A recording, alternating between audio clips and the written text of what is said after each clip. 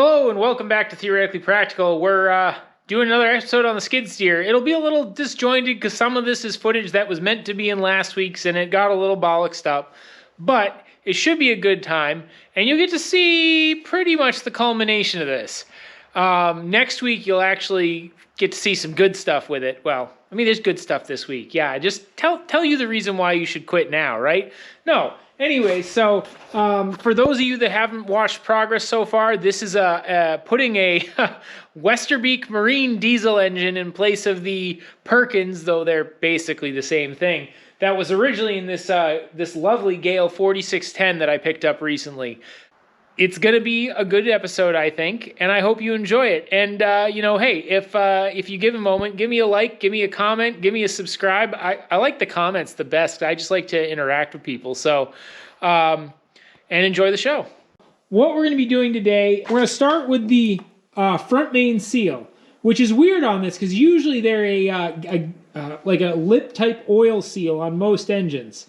Now, you can tell somebody tried to clean this up, but there's still chunky garbage in the corners, and this is the lower half of the front main seal from the other engine.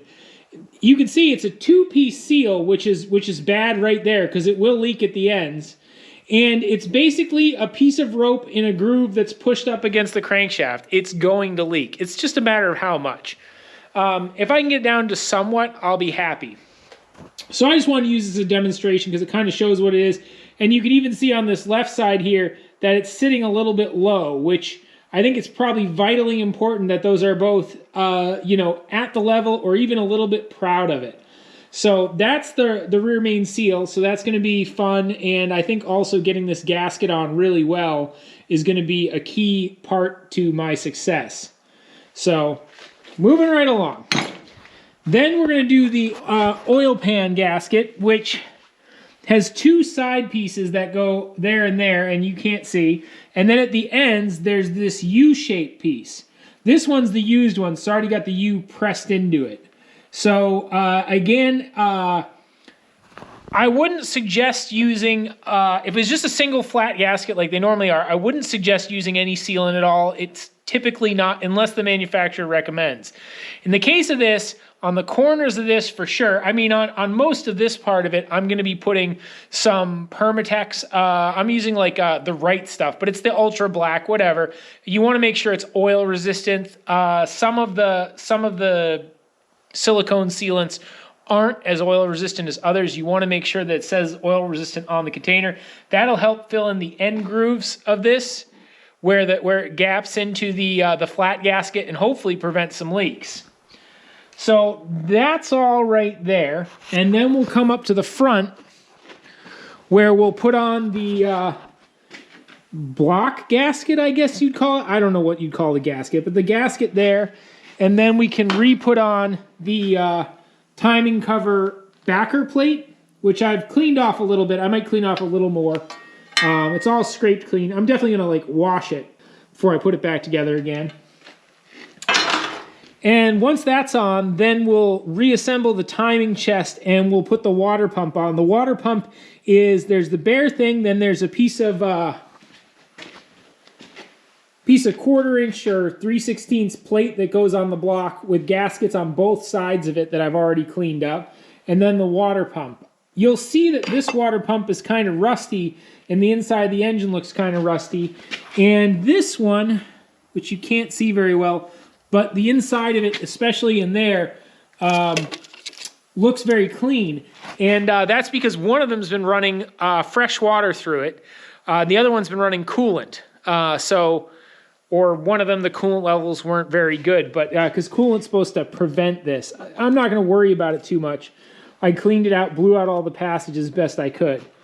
So that's pretty much the plan, is to, you know, get this thing sort of dressed up.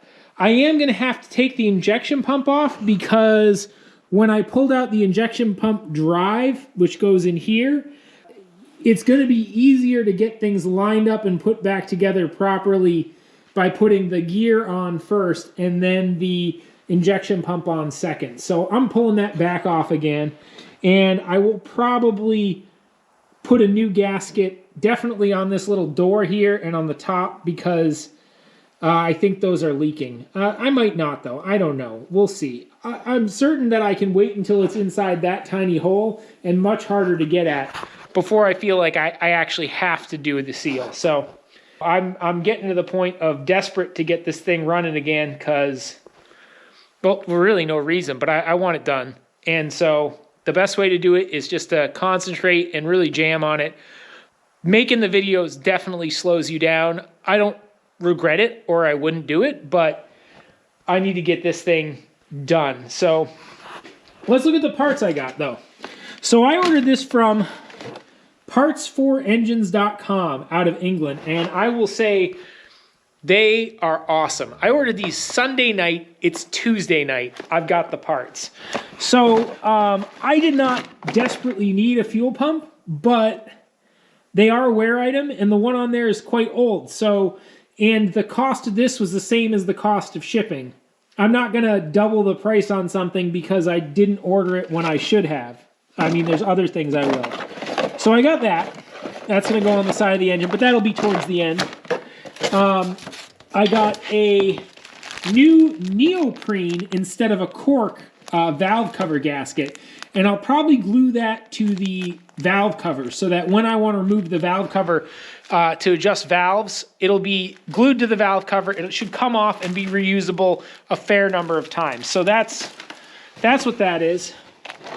I got this little kit which came in a delightful little box that should be all of the not crush washers per se, but all the sealing washers and banjo bolt stuff I need to seal up the fuel system. I don't know this has exactly everything I need because this is for the Marine 4107, and now I'm sort of in a half Marine, half industrial setting, but it was cheap and it had a lot of the things that I need. So I figured, let me just order it, and yeah. And then this is the, well, these are just two little rubber grommets for the top of the oil, the valve cover. And then this is the whole bottom end engine kit. So when I was talking about the front main seal, this is the pieces of rope that are involved in it. And then this is the rear main seal, but that goes in the timing cover. So, and then the rest of the gaskets you need. There's the oil pan gasket. There's the timing chest gasket. That's the side cover gasket, which we're not going to take apart because we don't care what's in there right now. And then everything else. And probably when you get these kits, there's stuff that you don't actually need almost always. So usually these kits are for like a range of engines. So make sure you kind of look at what you need versus what you took off. And if you have extra gaskets left over, don't panic on that, because they usually it's you know, they make it a larger kit just specifically for that reason. So I will say this seal looks a lot stouter than the one that came off. It's a double lip seal instead of a single lip. And these are supposed to be upgraded a little bit, but I don't really know. And I have no idea what these little logs of cork are for, but I'm sure if I tore enough of that apart, I would find out. And I'm sure that I don't want to. So, yeah. Let's get to it. All right, well, we're going to put this rear main seal on, but something I noticed in the meantime, I was looking at my kit for this shaped seal, and it's actually this, and I broke the end off of it, and you can tell there, it's definitely the cork gasket. So this is the seal. So I thought this was rubber. I'm really glad I didn't try to reuse this. That never would have sealed in a million years. That's what these chunky pieces of cork are for. So just so you know. I'm using Permatex, the right stuff. It's the 1 minute stuff. It's super expensive, and I should have gotten the 24-hour stuff because I didn't need the 1 minute stuff. But I'm not using it to put this gasket on. I'm just going to put a few dots on it to hold it in place so it doesn't fall down into the grease. I don't know which side is in and which side is out, but I'm going to put that side towards the block because it feels right. Come on. Just a little bit. So we're just going to put a little dollop on in a couple places.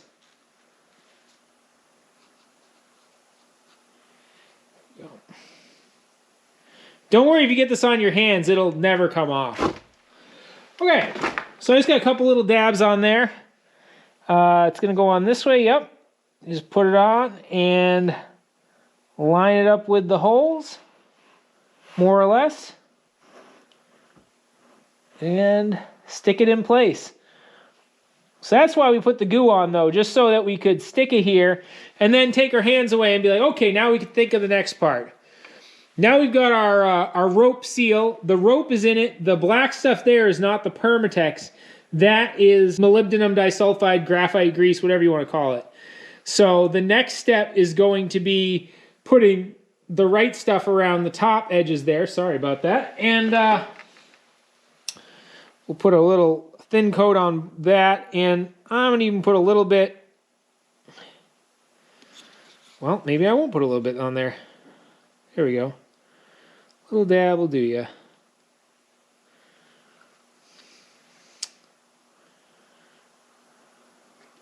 I'm just going to give up now and just rub it on my finger because I know I'll get there in the end. So I don't think you need a ton on these surfaces because they're going to come together tight when they're done. So, you know, just dab them up pretty good. You're doing both pieces too, so you want to make sure you do both sides. I also like to rub it in with my finger because I feel like it sticks better to the surface when you do that. You know, if you just glue it on there, you're, I don't know, you're cruising for a bruising, I guess. I don't know.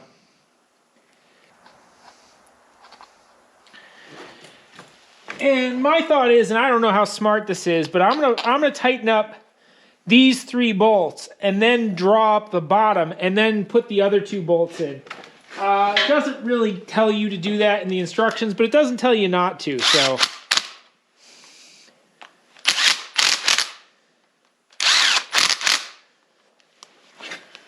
All right.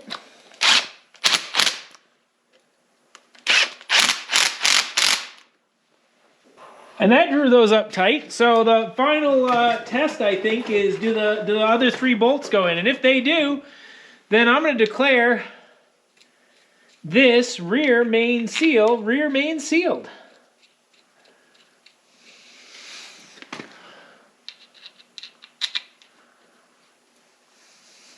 There are also definitely torque values for this. I reckon there are at least 3 ugga-duggas.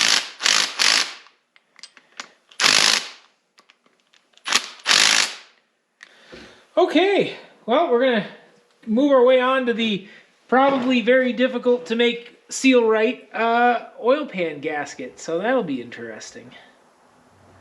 So there's a little groove right there, and this is a little bit wider than the groove, but I'm kind of thinking you just, oh yeah, it just pokes right in there. For that though, before I get this all oil impregnated, I'm going to clean out that groove well, put Permatex in there behind that, because I think that's my only prayer. This front main seal is part of the lip for that front cork gasket. Well, as it turns out from looking, the front plate of this is the front part of this gasket. So the next step is the back plate, which is going to be fun because I do want to get it as clean as possible, despite all the oil leaking out of everywhere.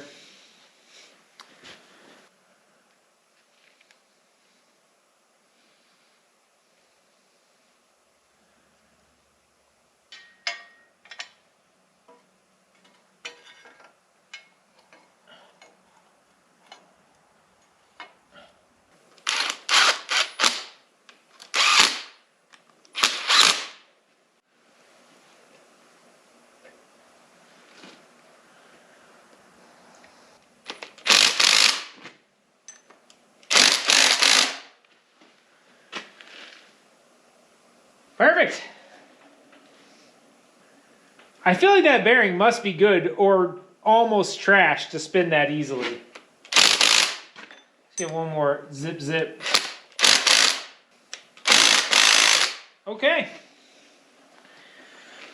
The only reason I'm not going forward right now is because the water pump gear goes in this bore here, and there's some signs of wear and fretting in there.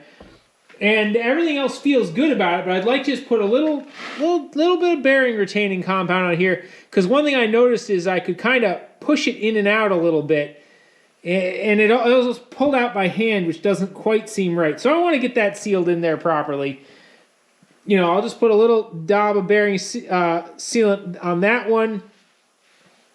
We'll be golden. So, all right, guys. So I just slapped this on there the other day, the oil pan gasket. It took a couple tries. It's very hard to get the front cork seal in place right. And then I goobed a bunch of Permatex right over the top of it, just in case. I did the same thing on this end of it. I put as much Permatex around the edges. I don't know if that'll do any good at all, but it's something to do. So I got to plug up this port. I got to put the coolant housing, thermostat housing on. Do the gaskets for this, and swap out the fuel pump for the new one, even though there's nothing wrong with this one, but you know, now's the time to do it. Put the new filter on and put the mounts on and the flywheel, and that's about it. So, you know, see where we get. I'd like to see this though at the end of this day's work in that hole and potentially even running. And we're not necessarily going to drive around and get it all completely hooked up, but we'll get somewhere with it. So, all right, we got the engine, we got the thing lined up. The important thing to note is that big pump down the middle is all mounted with soft lines, so you can pry it around quite a bit, and then just get the splines aligned. And then now we got to get the motor mount holes lined up and put a couple more bolts in, and then we got to put a lot more bolts in. But then we'll be closer than we've ever been to maybe having a skid steer. Welcome, boys and girls, to a segment of the program I like to call Don't Touch the Wiring If You Don't Know What You're Doing. And even sometimes if you do. This is actually not that bad now. I had to pull a lot of wires out and throw them away. Someone hacked this thing up pretty bad, but I mean, for 20 bucks, I got a manual. It has the wiring diagram, and before I even troubleshoot it, right? I'm not even trying to fix anything at this point. I'm just going through and hooking everything back up how this says it needs to be hooked up. That's what I do on any machine before starting to troubleshoot, because you don't know what the previous guy was thinking, but he probably wasn't. And honestly, most of the time, when I've gone through with wiring that looks like this and has a bunch of extra junk wired into it, just putting it all back the way that the wiring diagram says, and then all of a sudden, everything works. So, you know, we had a bunch of wires back here that were disconnected, but about half of them were grounds, right? So hook them up to ground, you know, just the little things like that are gonna make your day a lot easier. So I got a couple more wires to hook up, and then I can throw a battery in this. And before I put the radiator and all that junk in, because that takes up quite a lot of space, I want to be able to at least turn the key and hear it do something, anything really. I'm not all that picky. Well, hopefully not light on fire. There's a few things I am going to change about this. This used to use a relay for the glow plugs, whereas now we're using the flamethrower system, or whatever you call it. And so because that's a lower amperage draw, I can take the wire that was meant to go to the relay and hook it directly to that. I don't need a relay for that purpose. I don't think so. I'll find out, but that should be perfectly fine to do. You know, and then there's some sensors that I don't necessarily have hooked up, or a horn that I don't have on this. I don't even have the horn button. There's a little, it's funny, there's a little picture of it, and it's been worn clean, like people have been poking at it, but it's not a button and it's not connected to any wires. So, but just about wiring, like before you even try to fix anything, just stop and get it all working right. I suspect we're gonna have problems with the starter relay, and they just jumpered around everything, but there's no reason, you know, it's 4 wires in a starter relay. You got 2 gazintas and 2 gazoutas.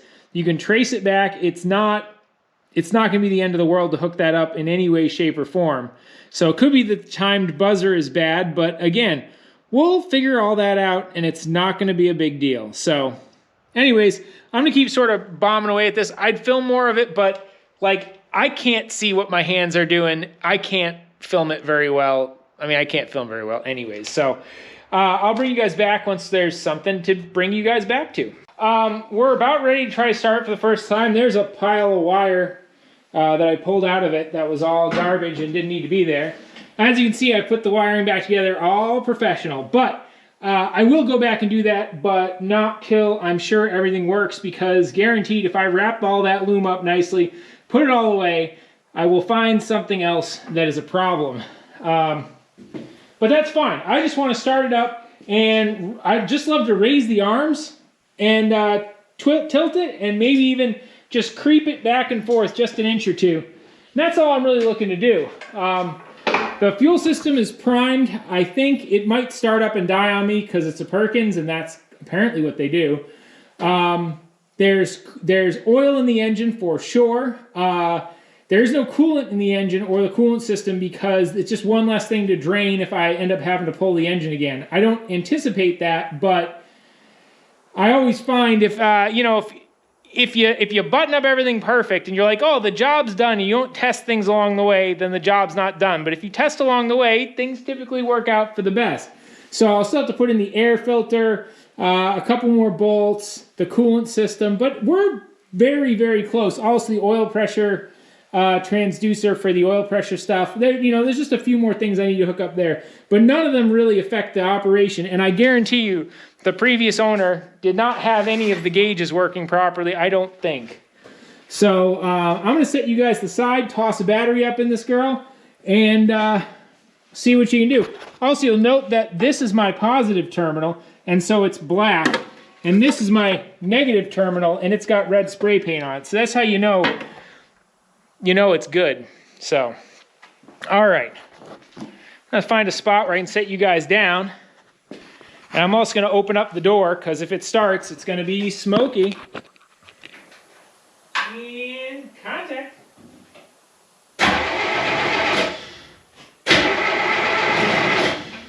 Whoa.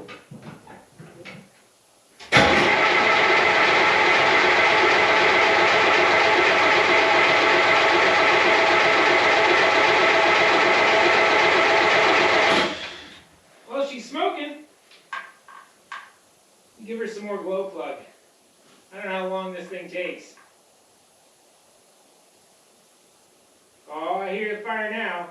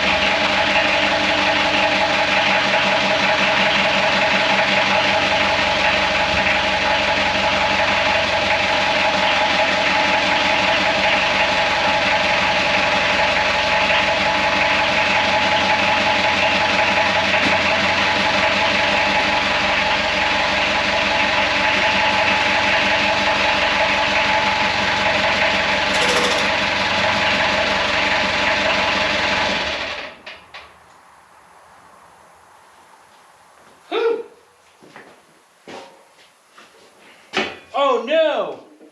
Uh-oh. Uh-oh. Something is puking all the oil out of the engine. That will be tomorrow's problem, I think. Well, now I gotta play the game of why was it puking oil out of it while running. But that's a pretty easy game to play. So I think I know what's up. All right, guys, well, found the source of the massive oil leak, and it is fixed. It was a very easy fix. Not gonna tell you what happened, but it's fixed now. So anyways, now I just gotta fill up the coolant and add a little more oil to it, and then I think she's golden. So, I mean, mint for a given value of mint. And I think that's about where I'm going to leave off for this week, because there's a bunch more work to do, and then I got to run around, and I think that'll make a nice final episode on it. So thank you guys for watching. Might subscribe if you feel like it, and have a great week.